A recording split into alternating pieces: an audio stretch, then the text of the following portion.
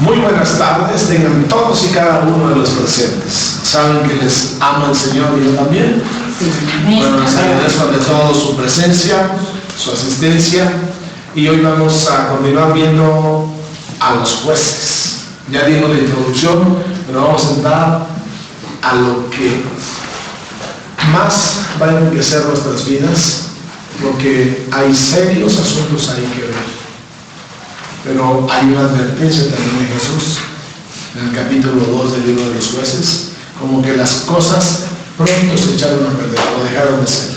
Va a morir Josué, y en esa hora cada una de las tribus va a vivir como quiere. En otras palabras, va a hacer lo que le da su regalada gana, sinceramente. Y entonces va a haber un declive en la búsqueda de Dios, un declive de integración, de armonizar con las demás tribus, de ayudarse las unas a las otras, y van a comenzar a entrar en una relación con los dioses de esa tierra, muchas veces advertido por Dios mismo a través de su líder Moisés y Josué. Entonces van a entrar en contubernio, en las sociedades, y se van a empezar a echar a perder. Y entonces Dios a contaminar, y Dios los va a tener que rescatar a través de la súplica, del arrepentimiento de ellos, y les va a levantar un líder, un caudillo en la vida de un juez, que nada más este juez va a estar interactuando a la par, va a ser contemporáneo a otro de otra tribu que ya también ha sido sometida, porque la desobediencia casi siempre esto es lo que trae como resultado: un distanciamiento del Dios verdadero, una sociedad o integración con los dioses paganos, los ídolos, con la idolatría, y entonces empieza el sufrimiento. Dios le levanta a cualquier pueblo para que los azoten, sean azotados por sus costados y sean de tropezadero todos sus dioses. Vamos a ver lo que significa tropezar o tropezadero. Esta palabra como que me llamó la atención. ¿Por qué? Porque Jesús mismo también la va a declarar después, que con sus palabras iba a ser piedra de tropiezo para los religiosos de su tiempo en Israel. Él va a hablar que sería como piedra de tropiezo, y vamos a ver lo que significa, que está aquí, desde aquí. No cabe duda que él hablaba mucho, la palabra ya expresada, que él mismo les había dado, les había llenado la boca a muchos desde aquel tiempo, y son las mismas que él emplea para su tiempo. Iba a decir al respecto de este asunto. Entonces está increíble esta parte. Vamos a verlo. Entonces es Jueces, capítulo 2, versículo 1 al 5. Tantito muere Josué, ya hay una nueva generación que no conoce a Dios, y va a comenzar en picada, y va a ser un vicio continuo. Unas veces arriba, otras veces abajo, y otras veces arriba y otras veces abajo, una cosa enfermiza que Dios aborreció ciertamente. Casi 300 años de estarlo soportando así, viciado. Dice el versículo 1 al 5, dice: el ángel de Jehová subió de Gilgal a Boquim y dijo: yo os saqué de Egipto y os introduje en la tierra de la cual había jurado a vuestros padres, diciendo: no invalidaré ¿qué? Jamás mi pacto con vosotros. Es decir, aquí Jesús confirma ser el creador de ellos. Dice el ángel de Jehová. Ya lo ha mostrado que él es el ángel de Jehová único. Con la vida de Josué, capítulo 5, cuando la espada desenvainada, que lo vio con la espada desenvainada, le pregunta: ¿tú de qué ejército eres? De los nuestros o de los enemigos. Yo no soy de ni uno ni de otro, sino príncipe, y con P mayúscula, del ejército de Jehová, de los ejércitos. Entonces aquí otra vez el ángel de Jehová, ahora en el libro de Jueces, subió de Gilgal a Boquim y dijo, le dice al pueblo: Yo os saqué de Egipto y os introduje en la tierra de la cual había jurado. Yo os introduje. ¿Qué te está diciendo? Que Él es el que les dio las palabras primeras, el que en verdad los creó, porque Jesús es nuestro creador. Jesús es el verbo de Dios, la palabra siempre activa. Y en ese momento dice el Padre, hágase y Él lo hace. Y Colosenses 1, 15, 17 te lo dice todo. Y también Juan 1, 3. Todas las cosas por Él fueron hechas y todas las cosas por Él subsisten y tienen vida. O sea que Él tiene poder para no nada más hacerla, crear de lo que no hay. Y además la sustenta y la cuida. Y entonces aquí se está mostrando como el Dios que declaró aquellas palabras desde el principio. Yo os saqué de Egipto y os introduje en la tierra de la cual había jurado a vuestros padres. El juramento no lo hizo el Padre. El Padre y Jesús actúan como uno. Sí existe el Padre como tal, mis queridos. Y el Hijo, ambos tienen una asociación increíble, indivisible. Ellos son como una sola pieza, una sola persona, siempre como puestos de acuerdo. Y os introduje en la tierra de la cual había jurado a vuestros padres, diciendo, no invalidaré jamás mi pacto con vosotros, sino entonces diría, mi padre dijo que no invalidaría su pacto y actuaría como un mensajero. No, actúa como un creador. 2, con tal que vosotros no hagáis pacto.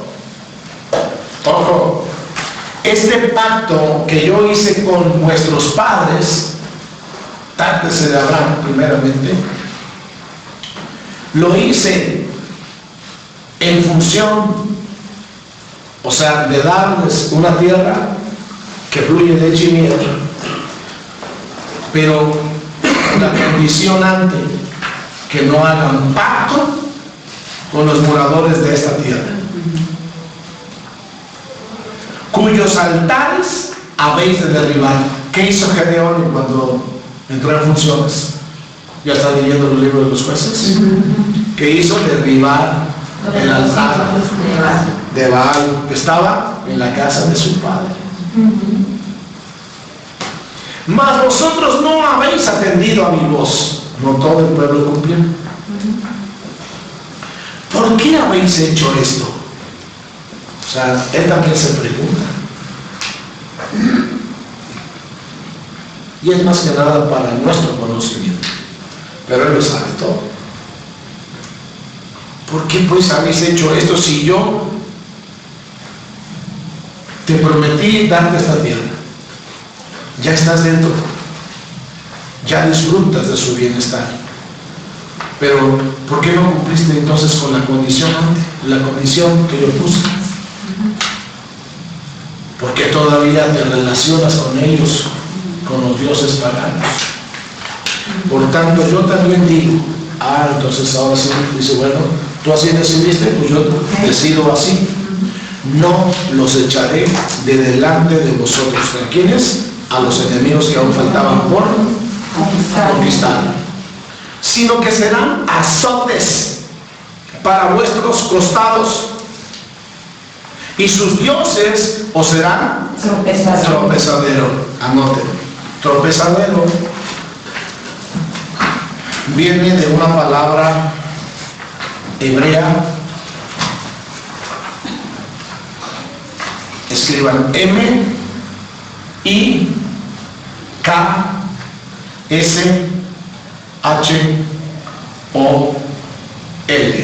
Mikshol, tropezadero. ¿Qué significa? Obstáculo, coma, piedra de tropiezo, coma, ofensa. Por eso dijo Jesús, ¿verdad? Mis palabras serán por tropezadero a todos estos religiosos. Tentación. En otras palabras, significa 2 puntos. Y entre comillas, lo que suelta el resorte de una trampa. ¿Ustedes conocen las trampas de los ratones? ¿Conocen que hay un resortito? Y que si ese lo llega a pisar la rata, cae sobre ella. Eso significa esto. Además significa otra cosa. Y esto ya te va a decir todo. Entre comillas también. Todo lo que induzca a alguien a tropezar. ¿Alguien por ahí tiene Levítico 19:14? Mientras tanto, Cristo llegó a ser un tropezadero o piedra de tropiezo para los judíos que no quisieron aceptarlo como el Mesías prometido a Israel. Por ahí búsquenme Romanos 9:32 al 33. Levítico 19:14. Fuerte. No maldecirás al sordo y delante del ciego no pondrás tropiezo, sino que tendrás temor de tu Dios, yo Jehová. Levítico 19:14. Sí, le dice que no pondrá tropiezo al ciego. Ok, es correcto. Para que se caiga, ¿no? O sea, no lo pondrás ante ídolos.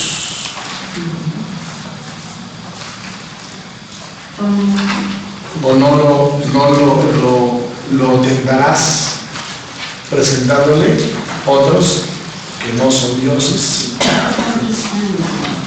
Romanos 32. Romanos 9:32 al 35. ¿Por qué? Porque iban tras ella no por fe, sino como por obras de la ley, pues tropezaron en la piedra de tropiezo, como está escrito: he aquí, pongo en Sión piedra de tropiezo y roca de caída, y el que cayere en él no será avergonzado. Muy bien. Es decir, unos eran estudiosos de la ley y como que las palabras de Jesús las veían como muy ligeras.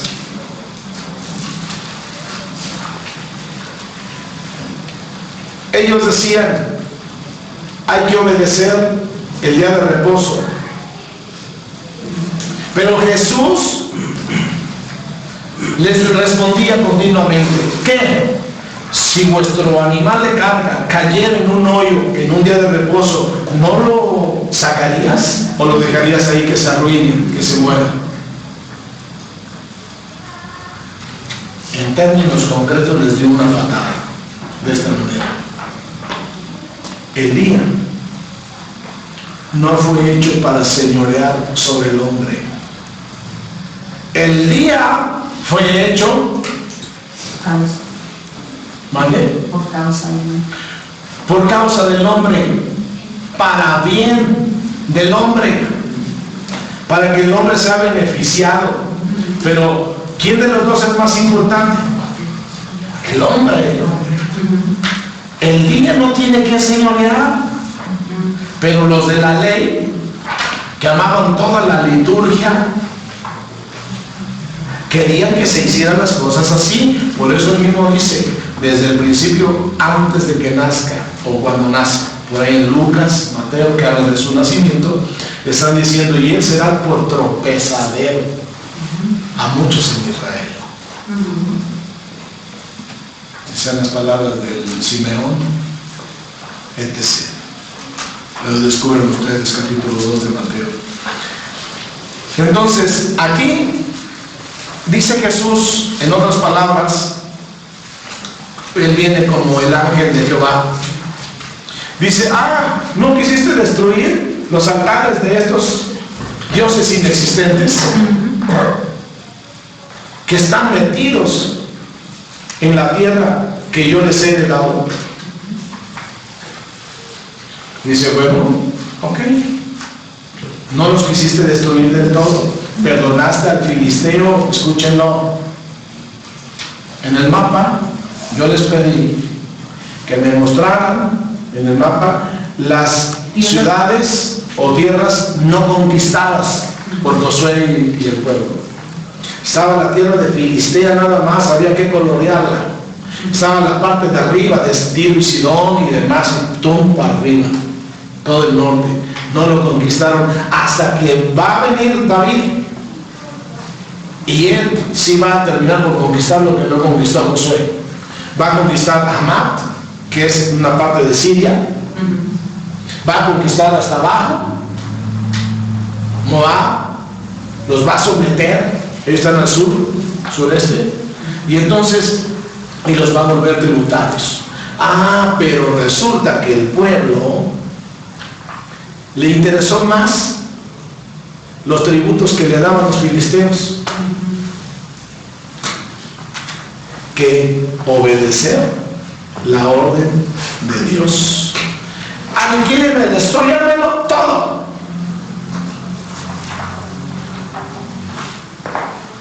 Quítenme todo adorador de la muerte. Destrúyenmelos a todos. No me dejen vivo ni un bebé. ¿Por qué? No es que se trate de un Dios sanguinario, jamás. Sino porque un bebé, como un animalito chiquito, ya habían sido ofrecidos a Baal. Esto, en el ámbito espiritual, tiene un peso terrible. Hay de aquellos que están en Cristo y que todavía llegan a bautizar.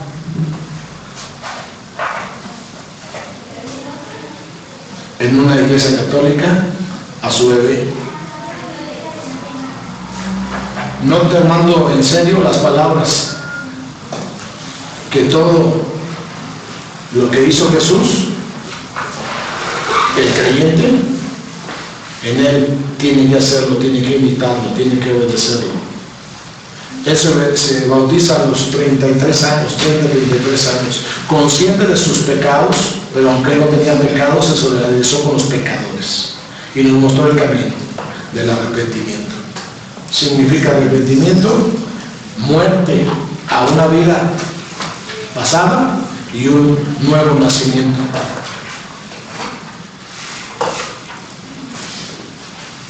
Y entonces, ojo, lo que no debe hacer, o el peso que tiene el creyente sobre estos asuntos espirituales. Lo que haga o deje de hacer debe tener mucho cuidado. Mucho cuidado. Y aquí dice, ok, no los echaste, preferiste mejor los tributos que te daban, ¿verdad? Que obedecer a mi voz, a mis palabras. Dice, ¿por qué habéis hecho esto? Ok, no los echaste delante de vosotros, sino que se dan entonces ahora azote. ¿Qué son azotes? Golpes. ¿Qué son golpes? Maltrato, agresión. Heridas. ¿Qué son? Maltratos físicos, espirituales, morales, emocionales, económicos, en todas las áreas y facetas de nuestra vida. Azotes, golpes, heridas, que muchas veces nos marcan,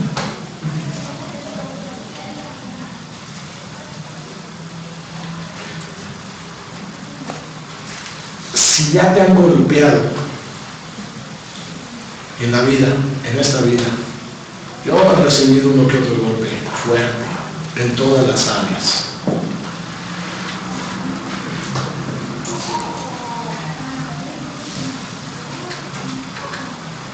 Y me ha dolido, porque yo tengo que ser como el asno que no conoce que en la obediencia hay beneficios, hay bendiciones, y que en la desobediencia hay puro sufrimiento. ¿Por qué nos gusta volvernos a formar para que nos azoten?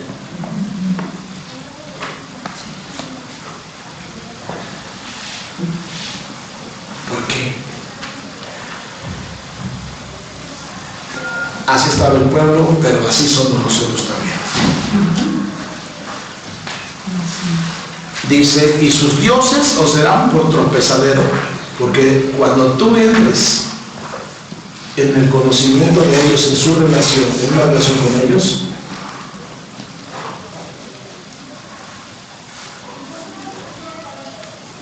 te van a llevar por un camino de sufrimiento, donde desde allá me vas a querer invocar, pero yo no te voy a oír. Yo no puedo salvar a nadie así. Y entonces a golpe y porrazo nos van a tener que volver a meter. Escúchenlo, la palabra tropezadero tiene significados increíbles. Dice aquí, todo lo que induzca a alguien a tropezar. Vámonos. Miren, en los tiempos del marido de esta mujer fea, Isabel, ¿cómo se llamaba este rey? Acá. En ese momento dice que hubo una reunión en el cielo acerca de él, y preguntó el padre, ¿a quién enviaré para engañarlo? Y eso me va a morir.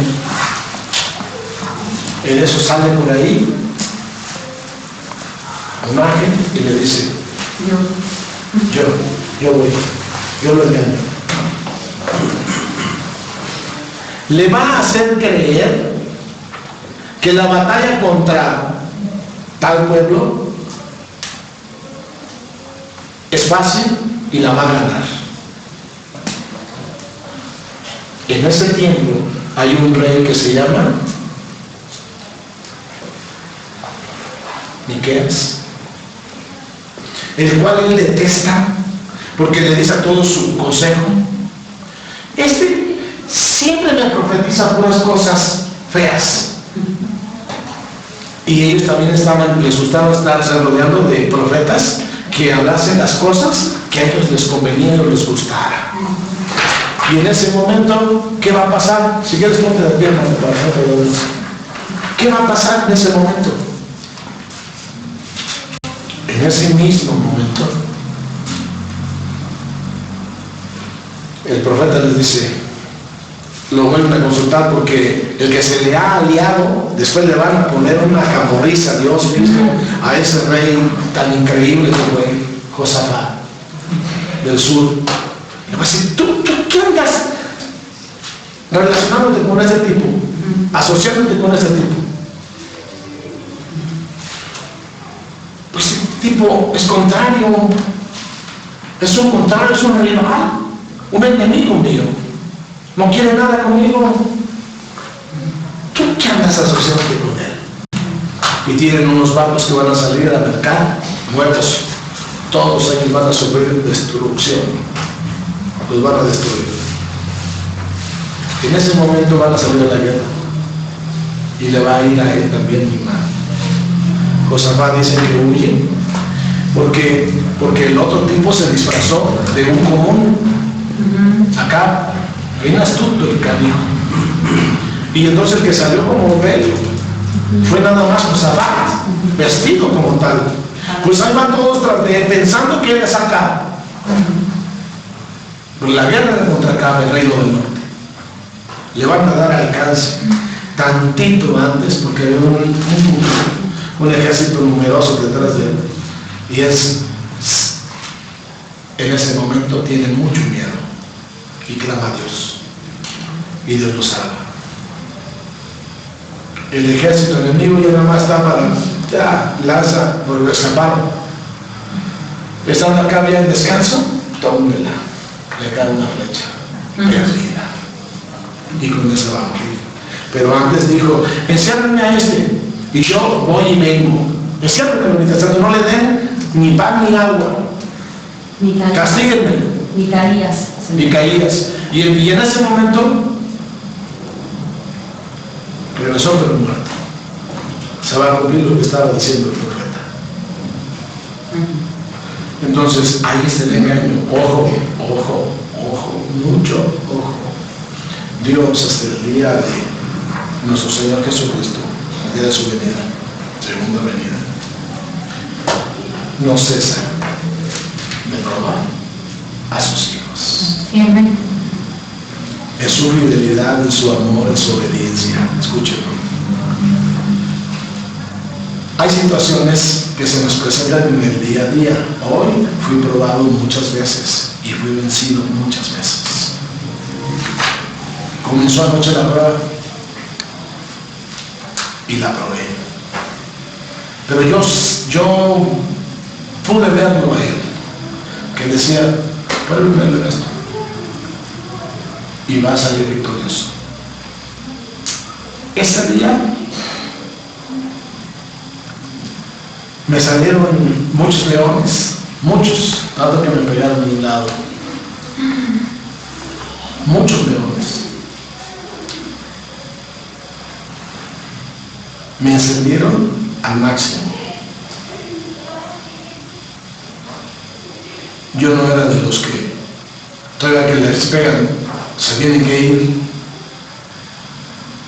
Hoy lo tuve que hacer. Pero de pi a pa, hasta el último momento que yo tenía que llegar. Me molestó mucho que Raquel haya llegado más tarde. Le dije, ¿por qué no sales una hora antes? Yo estoy trabajando, tú no estás trabajando.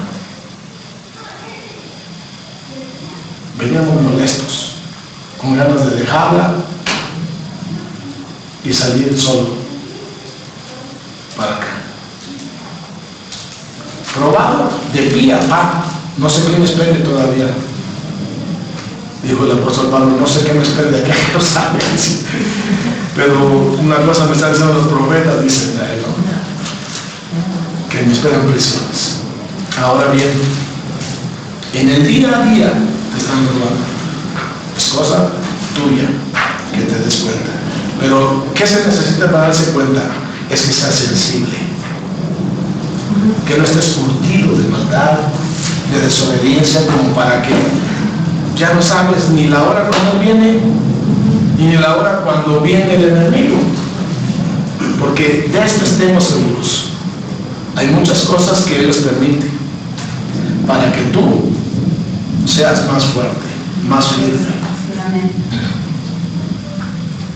para hacerte mejor hijo suyo, mejor siervo.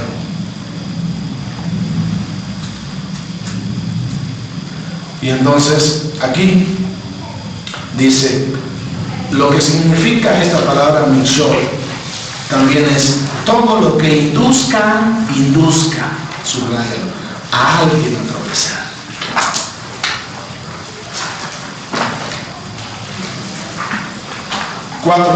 Cuando el ángel de Jehová habló estas palabras a todos los hijos de Israel, el pueblo alzó su voz y lloró. Casi siempre que Dios habla, tú y yo lloramos. Nos conmueve porque muchas veces nuestra respuesta está muy distante, muy lejos de lo que Dios debería esperar de ti y de mí. Así es.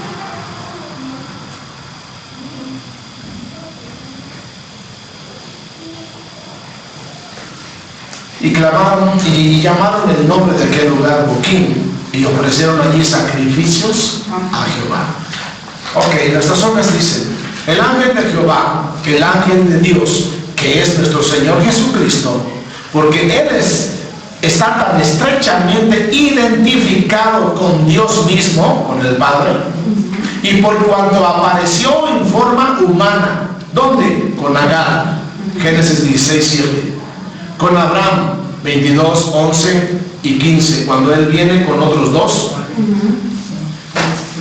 Con Jacob, con Moisés, en Joaquín en este momento, con Balaam después, y le dice, bueno, te doy permiso, pero tú hablarás todo lo que yo, o harás todo lo que yo te diga que hagas.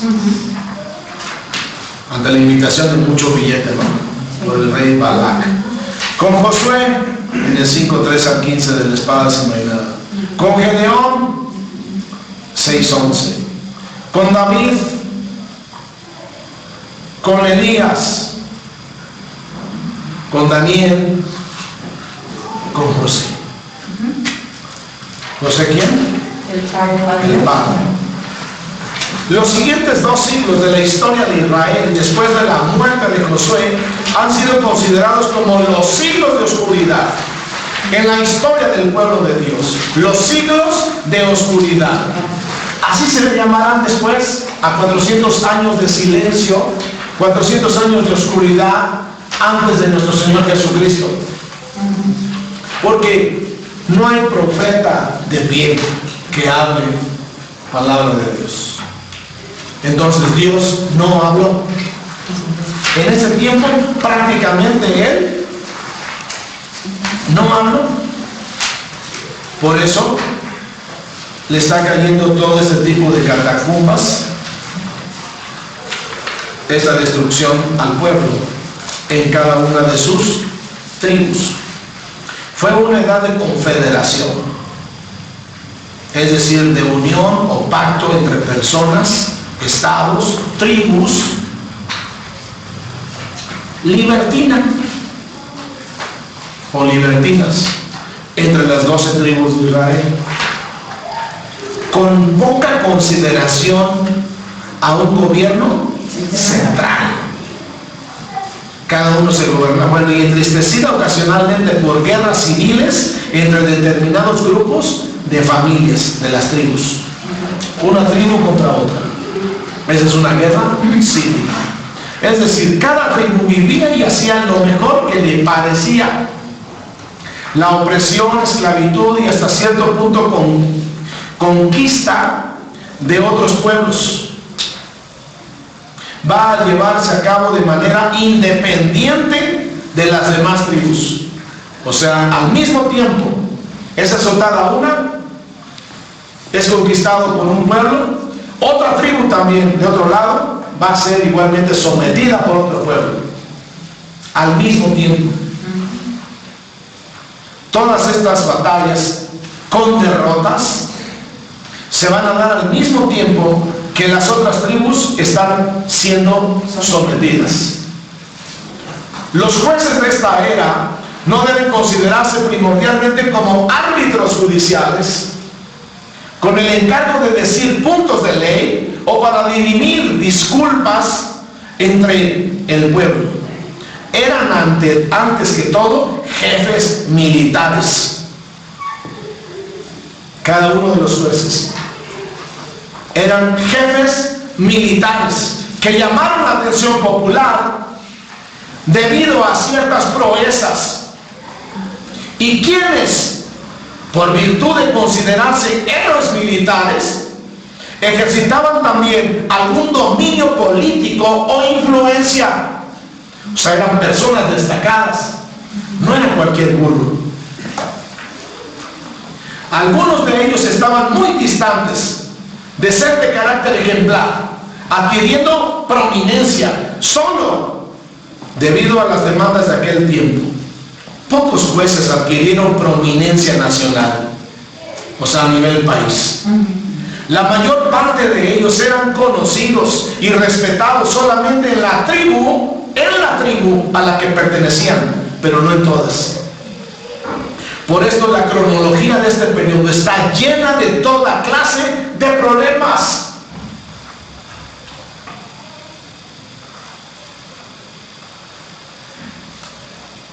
Muchos de los jueces eran contemporáneos y llevaban a cabo sus hazañas más o menos por el mismo tiempo, solo que en diferentes secciones del país. Por lo general, la edad de los jueces refleja, ¿qué refleja? Dicen tus hojas. Un nivel muy bajo de vida moral y espiritual. Un nivel muy bajo de vida moral y espiritual. espiritual. Eso es lo que refleja la edad de los jueces. Es una pregunta del cuestionario. La gente con frecuencia caía en la idolatría, aceptando las religiones paganas de los nativos que les rodeaban y a quienes ellos mismos habían fracasado en echar, incumpliendo con el mandato que Dios les había dado. El tono moral de esta edad se describe de una manera correcta en el último versículo del libro de los jueces, que dice: cada uno hacía lo recto delante de sus ojos, mas no de Jehová.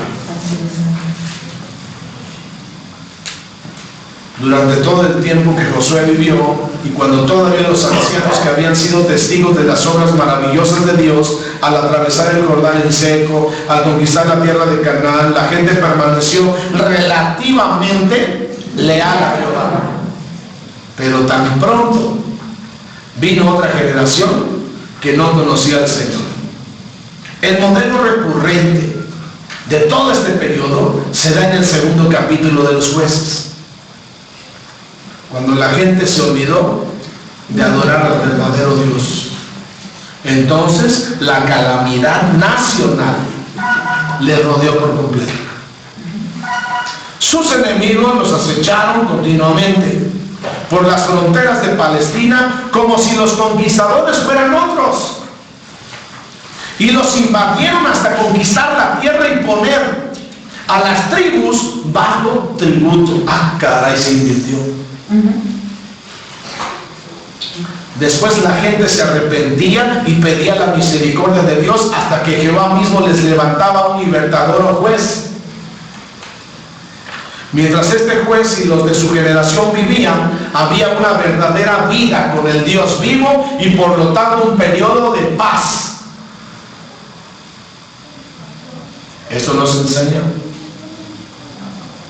que cuando Dios está gobernando los corazones, en los corazones humanos solo hay una experiencia, y esta es de paz. ¿Cómo estás? En paz. ¿Qué tal te va? Plácidamente. Solo disfruto. Cuando hay paz no hay guerras. Cuando hay paz no hay guerras. Las guerras son lo contrario de la paz. Las guerras traen conflictos, disputas. Una muestra de un corazón que no tiene a Dios. Porque Satanás, lo que él puede decir que tiene es envidia, egoísmo, celos, pleitos. Y cuando hay paz, es Dios señoreando el corazón. Si no has experimentado tú la paz que Jesús promete dar al que cree en Él, es lo que le experimentes. No que otro te la platique, ni que yo te la diga textual. Tienes que experimentarla, sacudiéndote también todo sueño. Porque si no ando también de cansancio, es derrota.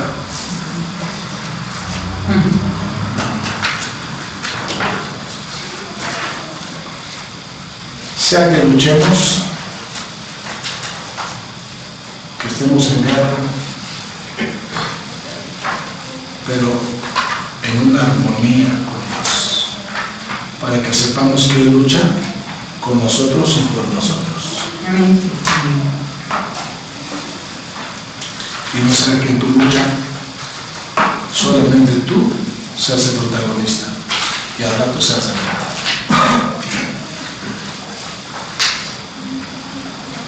Mientras este juez y los de su generación vivían, había una verdadera vida con el Dios vivo y por lo tanto un periodo de paz. Después venía otra generación y volvían a las andadas, se volvían a las andadas, como era la idolatría, y así, siguiendo solamente un círculo vicioso. Yo te pregunto,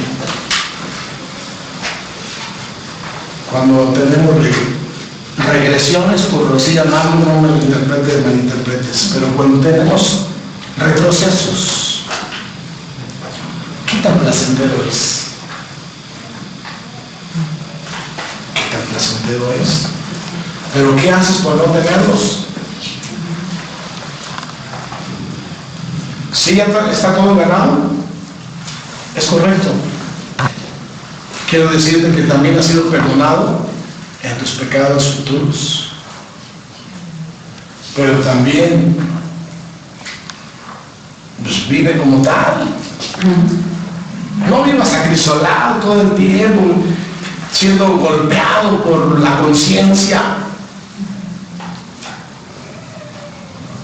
que te está mortificando y preocupando y diciéndote, en realidad, eres un pecador. En verdad eres un mal creyente, un mal testimonio para otros. Deja de vivir así, pero si es en verdad que tú vives así, pues muéstrame tu vida.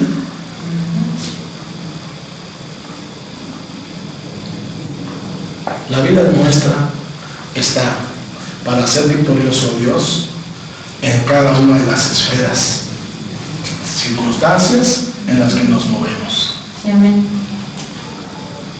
Dicen por ahí, si estás medio debilucho, te sientes cansado, úsate unas buenas pastillas también. Somos tierra, hechos de minerales.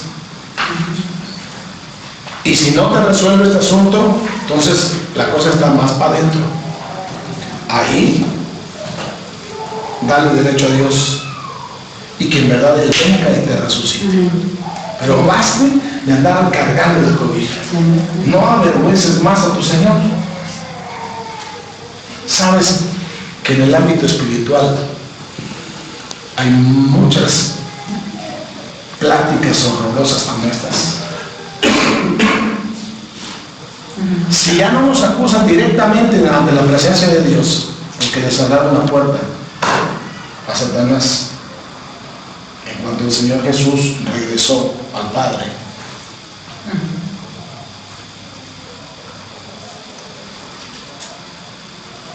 Ahora se dice desde aquí, mucha gente que no te ama testimonia mal de ti y lo grita. Y esto se escucha aquí, terrenalmente, y en los cielos. De tu mal obrar, de tu mal testimonio, de tu hipocresía, tu doblez de vida. Y en esa hora cargas de vergüenza el rostro de Dios. Si vives como tal, si lo tienes a Él, pues vive diferente. Es por el bien nuestro que debemos ponernos la pila.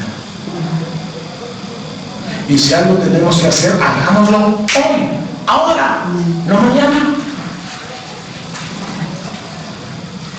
Todo lo que se deja para mañana y una disciplina a los hijos, la dejas para mañana y el mañana ya te alcanzó. Ahora, corrígemelos, ya están fuera de tu tutela.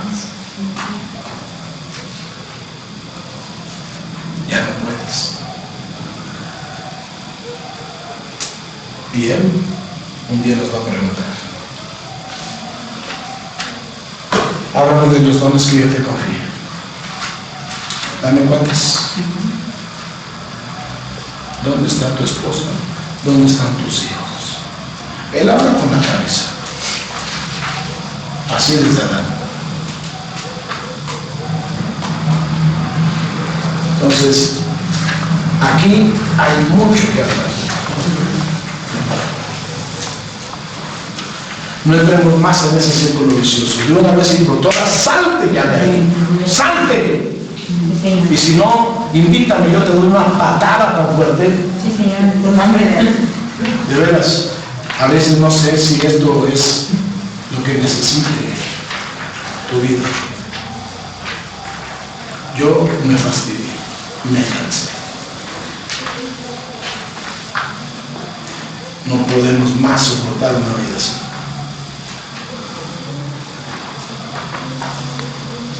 En el libro de los Jueces se nota por lo menos 6 ciclos separados de pecado, opresión y liberación.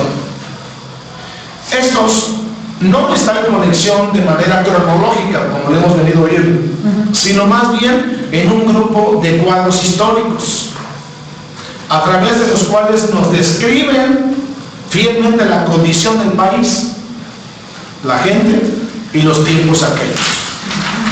Son 14 los jueces que se mencionan, incluyendo a Elí y a Samuel. De estos 12 se describen por su trabajo, 6 se describen brevemente y 6 con más o menos detalles.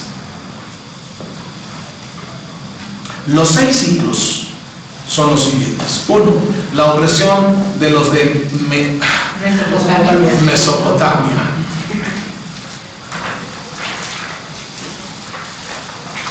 En el capítulo 3, versículos 1 al 11, dice: la primera opresión resultante de la idolatría vino del noroeste, en las personas de Cusán y Satán y sus hordas mesopotamias. Durante este periodo se introdujo la adoración a Baal, vámonos desde ahí, el dios del sol, así llamado o reconocido según por ellos, y Astoret, la diosa de la luna, Astarot. Aún suponiendo que controlara la fertilidad de la tierra, la adoración de Baal probó ser muy seductora a los israelitas, tal como se revela en la historia posterior de la nación. Por 8 años continuó esta opresión hasta que Otoniel, ¿quién era Otoniel? El sobrino de Caleb, logró emprender un movimiento de resistencia y echar fuera a los opresores. Después de esto, aquella porción de tierra gozó de paz por un periodo de 40 años. 2. ¿Cómo dijimos que se llamarían? 6 ¿qué? Ciclos. Segundo ciclo de esclavitud o sometimiento, los moabitas, 3 del 2 al 31. Pronto fue tal la corrupción que Dios permitió que los moabitas invadieran Palestina del lado del sureste por el otro lado del Jordán. Moab había sido vencido cuando los israelitas invadieron al principio la tierra al este del Jordán, solo que ahora las cosas cambiaron. Por 18 años Eglón, rey de Moab, gobernó el sureste de Palestina con mano férrea. Y de la tribu de Benjamín, Dios levantó a Ahod, quien con tributo fue a visitar a Eglón en sus cuarteles generales cerca de Gilgal, pidiendo una audiencia privada con el rey moabita, y a Ahod le asesinó, escapando antes de que fuera descubriendo el crimen. Y juntando a todo su pueblo, Ahod los dirigió en contra de los desalentados moabitas y los hizo huir una vez más por el otro lado del Jordán. En esta ocasión vino un periodo de paz de 80 años a aquella tierra acosada por las guerras. Ojo, son guerras no en toda la nación, sino solo en un sector. En este mismo periodo, Samgar también libró a las tribus surianas de la opresión, matando en una ocasión a 6 de ellos con una aguijada de bueyes o quijada, como después Sansón lo va a hacer. Los canaanitas, tercer ciclo, 4 al 5, capítulo de Jueces. Del norte, ahora es en el norte, más dificultades todavía vinieron, porque Javín y Sísara, con 900 carros armados y un gran ejército de soldados canaanitas, invadieron la tierra. Javín era el rey. Débora, la profetisa, y su joven amigo Barak fueron los instrumentos que Dios escogió para librar a su pueblo. Débora, estimulando al tímido Barak a que reuniera a todos los hombres de guerra de Israel, ella prometió acompañarlo en la batalla, advirtiéndole sin embargo que por cuanto él había confiado en una mujer, el crédito por la muerte de Sísara debería dársela a la mujer, y la va a conseguir también otra mujer. Cuando vino la batalla, Barak y sus 10,000 guerreros valientes vencieron e hicieron huir a sus enemigos. Sísara, el capitán del ejército, dejó su carro y sus ejércitos vencidos, y huyendo a pie llegó hasta el campo de Eber, amigo de Jabín, el rey, su rey. Cuando Jael, la esposa de Eber, lo vio, le dio leche a beber y lo cubrió con una manta. El cansado general quedó dormido, y mientras dormían, Jael lo clavó en el suelo con una estaca que introdujo en sus sienes. Este hecho de rompimiento del pacto de hospitalidad ha recibido justificación de parte de algunos que se basan en que Sísara pensaba tomar refugio en la casa de la mujer, y de acuerdo con las reglas estrictas del harén oriental, era digno de muerte instantánea. Esto, más que otra cosa, muestra de manera cierta el ambiente rudo y cruel que prevalecía en aquel tiempo. O sea que hasta el día de hoy no es bueno andarse refugiando en la casa con una mujer que no es tu mujer, y mientras no esté el marido. Abusadas y abusados. Esta victoria es importantísima sobre un ejército inmensamente superior, y fue celebrado con un hermoso cántico compuesto por Débora, que se encuentra en el capítulo 5 de los Jueces. Y a esto siguió un periodo de paz por 40 años. Cuarto ciclo, la invasión de los madianitas, capítulo 6. Este me encanta porque es Gedeón, el temeroso, el nada valiente, pero que va a hacerlo. Nuevos peligros vinieron al país que estaba al oriente ahora del Jordán. Por 7 años, durante las cosechas, los madianitas invadían la parte central y sur de Palestina, apoderándose de las cosechas y del producto de todo un año de labores. O sea, aparecía solamente para recoger la cosecha. En su desesperación, los israelitas pidieron a Dios en oración que les mandara un libertador. Un ángel de Dios apareció a un joven de la tribu de Manasés de nombre Gedeón, quien estaba sacudiendo el trigo en el lagar. Caray, no es un lugar para sacudir el trigo. Era un lugar para evitar que los madianitas lo descubrieran y se llevaran su trigo. Gedeón ofreció inmediatamente un sacrificio, destruyó el altar local de Baal que estaba en la casa de su padre, y pidió ayuda a las tribus vecinas. ¿Cuántos acudieron a su llamado? 32,000. Respondieron al llamado. Gedeón tuvo mucho cuidado, sin embargo, no se sentía satisfecho a pesar de que Dios le había dado pruebas con el vellón, que si mojado, que si seco, y hasta le había permitido oír, ¿qué escuchó?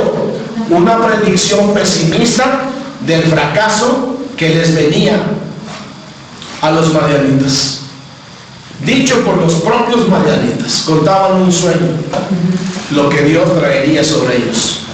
Aunque el ejército de Gedeón era pequeño en comparación con el enemigo, Dios le dijo que era demasiado grande, y de esta manera estarían tentados a tomar el crédito por la victoria que vendría.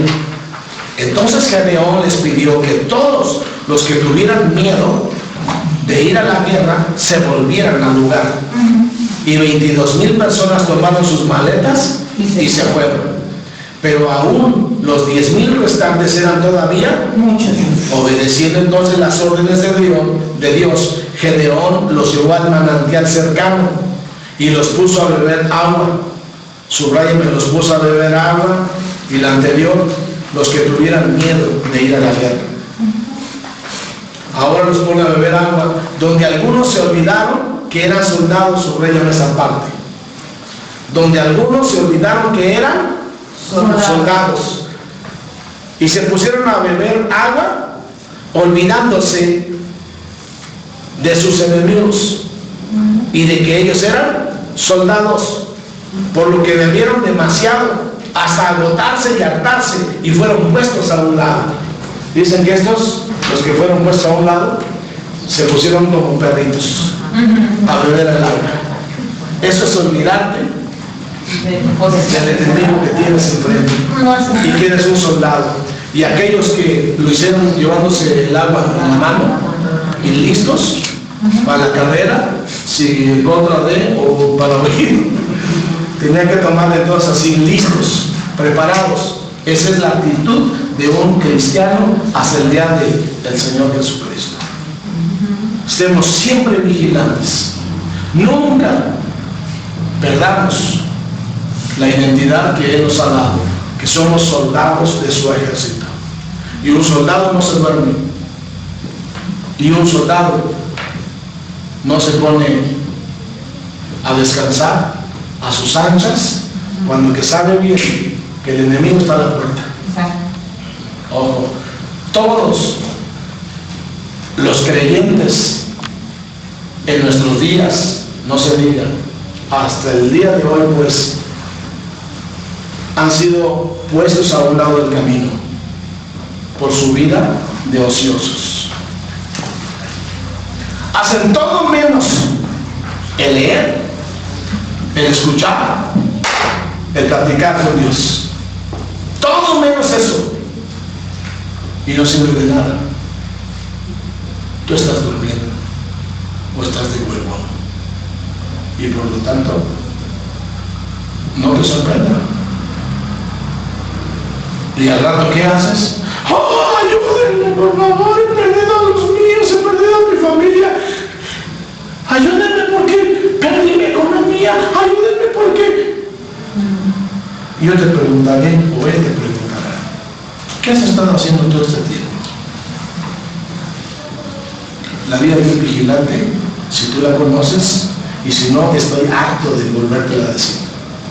Un vigilante es aquel que es contratado para vigilar los bienes que no son propios. Ha sido contratado para estar vigilante y ver en qué momento pueda aparecer el ratero, que no le ha dicho a qué hora va a venir.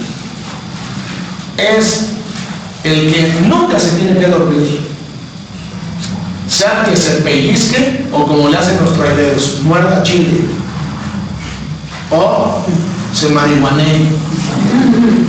¿Sí? Digo, eso no se debe de hacer, pero ¿cuántos no tenemos que hacer para mantenernos despiertos? Un vigilante vigila y ve cuando aparezca el enemigo sobre la puerta de su casa y de los suyos, y le decimos: en el nombre de Jesús, lárgate de aquí, porque aquí no hay ningún asunto tuyo y yo no te he invitado. Pero si estás durmiendo, hablo literal y hablo espiritual. Pónganle mucha atención a la vida de Cristo, hermanos. Entonces, obedeciendo las órdenes de Dios, Gedeón los llevó al manantial cercano y los puso a beber agua donde algunos olvidaron que eran soldados y se pusieron a beber hasta hartarse y no poder correr en un momento dado de peligro. Ya la batalla estaba al otro día. Se ponen a beber tanta agua, ¿quién va a poder correr? Y luego da un dolor de caballo, ¿no? Abusados. Solo 300 recordaron el propósito de su llamado. Que dentro de esos 300 tú también estés incluido. Y tomaron solo el agua necesaria con sus manos.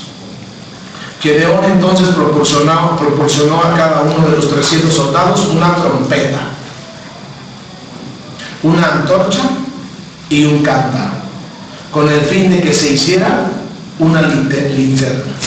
Se les dieron instrucciones minuciosas, y a la señal de Gedeón, cada uno de los 300 rodearon al campo de los madianitas a la caída de la noche. y rompieron sus cántaros e hicieron brillar sus antorchas, sonaron sus trompetas y se dieron al ataque gritando: por la espada de Jehová y de Gedeón. Levantados, fíjense, levantados de su sueño. Ahí está lo que les pasa a los que sueñan. Se ponen a soñar, pero no del sueño que es visión y que es propósito de Dios. Levantados de su sueño físico, los madianitas comenzaron a pelear en confusión. Eso es lo que pasa con aquellos que se duermen. De repente pierden su identidad. A mí no me gusta nada que me despierte, que yo tenga que despertar, pero que me despierten siempre me sacan un Eso es lo que responde el dormilón, el que está deseoso y durmiendo y confundido. Ya estoy, ¿qué pasó? ¿Qué pasó? Eso le pasa a los que se duermen. Matando a sus propios hombres. Oh, sopas. Finalmente se esparcieron y huyeron en completa derrota. En vista de esta victoria importante, los israelitas quisieron proclamar rey a Gedeón y a su familia como miembros de la casa real. Mas Gedeón rechazó tal honor, insistiéndoles en que Jehová había de ser su gobernante. Pero ellos no quisieron. Ay, sin embargo, después de la muerte de Gedeón, su hijo Abimelech, wow, yo le quitaría el nombre a un chavillo que se llama así, se autoeligió monarca, asegurándose para sí un buen número de adeptos. Su primer acto consistió en matar a todos sus medios hermanos, habiéndosele escapado el más joven, Jotam. Solo que el éxito de Abimelech duró poco, porque después de 3 años sus principales adeptos en Siquem se pusieron en su contra. En la lucha resultante, Abimelech fue herido en la cabeza con un pedazo de rueda de molino, tirado desde la muralla por una mujer. Pero para no morir como resultado de la piedra de una mujer, cosa que consideraba una desgracia y algo risorio, carcajadas, pidió a uno de sus escuderos que lo matara. Pero ven de qué manera mueren también los que obran según su fuerza. Tolá y Yair, los dos jueces, dos de los jueces, pues, de los cuales poco se conoce, pertenecen también a este periodo. Quinto y penúltimo, los amonitas, 10:6 al 12:15. Desde el oriente vino otra vez, ahora por otro lado, un nuevo enemigo, solo que en esta ocasión fueron los amonitas al sureste. Siguieron el mismo sistema de los madianitas y atacaron especialmente las tribus de Judá, abajo, Benjamín y Efraín. La causa casi perdida del pueblo de Israel fue defendida por Jefté, un hombre de Galaad, al norte, por cuanto era hijo ilegítimo, nacido de una prostituta, había sido echado de su hogar paterno, como que lo adoptó él o se lo llevó él, por los hermanos. Sus hermanos y su padre lo sacaron, y vivió casi todo el tiempo como capitán de guerrillas, muy al noreste, en un territorio conocido con el nombre de Tob, en Galaad. Conociendo los habitantes de Jefté, conociendo las habilidades de Jefté para la guerra, los ancianos de su tribu lo invitaron para que volviera y asumiera el cargo de sus ejércitos. A pesar de que su ruda educación o su nula, parece que Jefté era un hombre muy consciente y adoró a Dios en Mizpa. No tenía educación, pero sí estaba consciente de quién era el Dios verdadero. Antes de principiar su campaña en contra de los amonitas. Qué bueno fuera que cada uno, antes de iniciar una actividad, se pusiera a adorar a Dios. Y cuando el resultado de la batalla era todavía dudoso, prometió ofrecer el sacrificio a la primera criatura que le saliera al encuentro al volver a su casa. Cuando se puso la cosa media dudosa, el triunfo estaba en duda, él prometió: la primera persona, uno de mis hijos que me salga al camino para encontrarse conmigo, este te lo dedicaré. Dios le dio la victoria, solo que el voto de Jefté tuvo un desenlace inesperado. Cuando al volver a su hogar vio que salía a encontrar de quién, su única hija. Su única hija, quiere decir que tenía hijos varones. Pero mujercita, y casi siempre son las más tiernas. La traducción hebrea de Jueces 11:40 dice: las hijas de Israel iban anualmente a hablar y a condolerse con la hija de Jefté, el galadita, 4 días por año.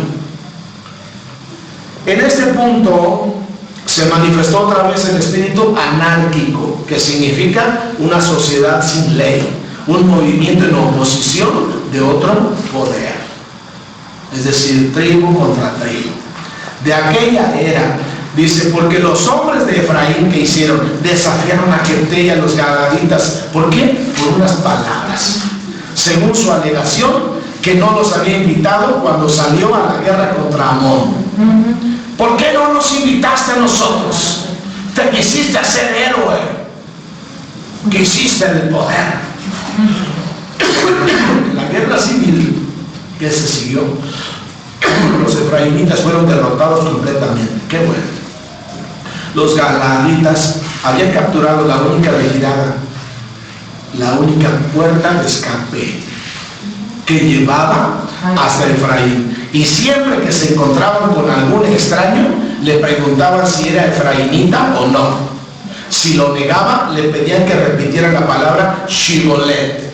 ¿Cómo? Shibolet. Si en realidad el hombre era de Efraín, no podía pronunciar bien la H debido a la peculiaridad de su dialecto local, como nosotros en el norte, y por lo tanto siempre contestaba Sibolet.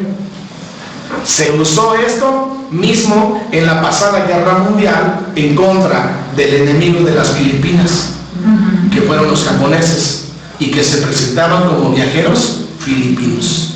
A ellos también les pidieron: a ver, ¿tú eres filipino? No, pues que sí. A ver, pronúnciame, por ejemplo, esta palabra. Dime Sibolet. Sibolet. Tráenelo, bátelo.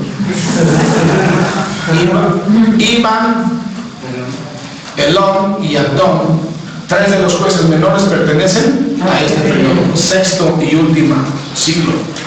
La opresión de los filisteos, 3 al 16.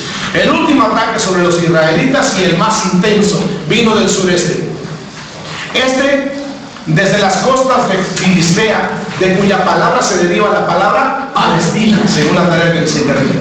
Los filisteos poseían 5 ciudades principales que con frecuencia aparecen en el relato: Gaza, Ascalón, Asdod, Ecrón y Gat.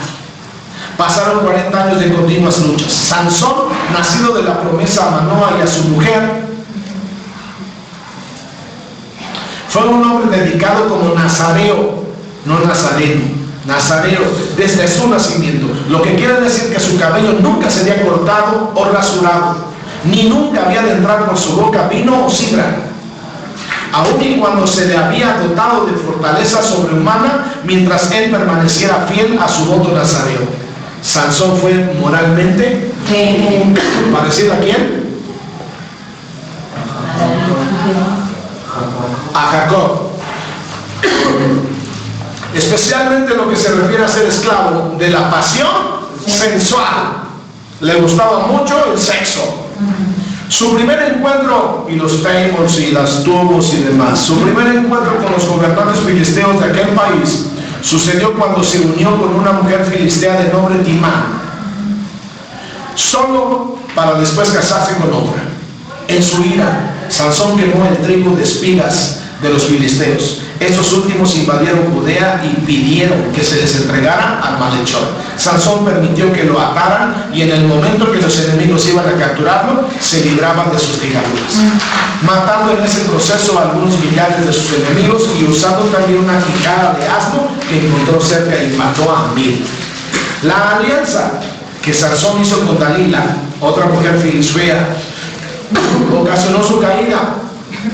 haciéndose olvidadizo de lo que dice en Deuteronomio 7, versículo 2 a 3.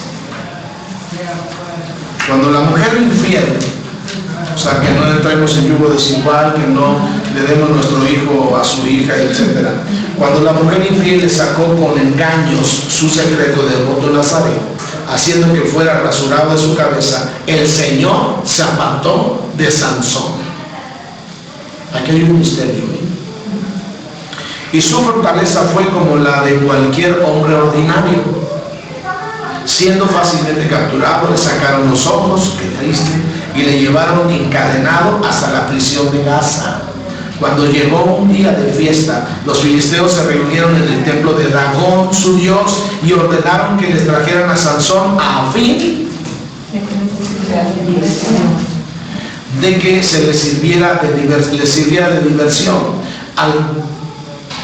Al final, y con una oración que elevó a Dios en medio de su necesidad, el Señor le concedió temporalmente su fuerza, y Sansón derribó las columnas que sostenían la galería del templo, haciendo que cayera sobre él y sobre todos sus enemigos, y fueron muchos más los que de ellos mató muriendo que los que habían muerto en su vida. 16:30. Sol y sombras, bueno, sombras nada más. 17 al 21, el libro de los jueces termina con un apéndice que ilustra vívidamente la condición corrupta y anárquica de este tiempo. Se relatan aquí dos incidentes. Primero, es la migración de una parte de la tribu de Dan, la cual mientras pasaba por Efraín, se llegó a un hombre llamado Micaías. Este hombre se había hecho algunas imágenes caseras y había persuadido a un joven levita a que se le sirviera de sacerdote en su hogar. ¿Se acuerdan que no tenían ellos tierra? Pero les habían asignado casas de refugio, ¿no? Los de Dan, 600 hombres en total, se apoderaron de las imágenes, invitaron al joven sacerdote a que fuera su director espiritual y siguieron adelante dejando al pobre Micaías sin nada. Fundaron la ciudad en el extremo norte de Palestina, llamándola Dan, por ser este el nombre de su tribu. La expresión desde Dan hasta Beerseba denota longitud completa de la tierra, desde el norte hasta el sur. Cuestionario 1. ¿Por qué a los 2 siglos del periodo de los jueces se les llamó los siglos de oscuridad? 2. ¿Por qué un gobierno central era necesario en el tiempo de los jueces? 3. ¿Qué características tenían que tener los jueces para ser levantados por la tribu? 4. ¿Qué refleja la era de los jueces? 5. Haz un diagrama de este círculo vicioso del tiempo de los jueces. Yo lo hice con flechas, así en círculos. ¿En qué momento las tribus gozan de paz? Menciona los ciclos de pecado, opresión y liberación, que es lo último de los jueces. ¿En qué momento llegó a Israel la adoración a Baal y a Astarot? ¿Y durante cuánto tiempo fueron dominados? 9. ¿Cuál fue el motivo de la invasión de los moabitas? ¿Durante cuánto tiempo fue? ¿Y cómo logró a Og, su juez libertador? 10. ¿Quién es Jael, Débora y Sísara? 11. ¿Cuál fue el motivo por el que quisieron hacer rey a Gedeón? 12. ¿Cuál es el destino de aquellos como Abimelech que se pusieron como juez o rey? 13. ¿Quién es Jefté y cuál es su promesa a Dios? 14. ¿En qué consistió la prueba Shibolet? 15. ¿Sansón era esclavo de qué tipo? ¿Dónde tenía su poder? ¿Y qué quiso? ¿Y qué hizo por Israel?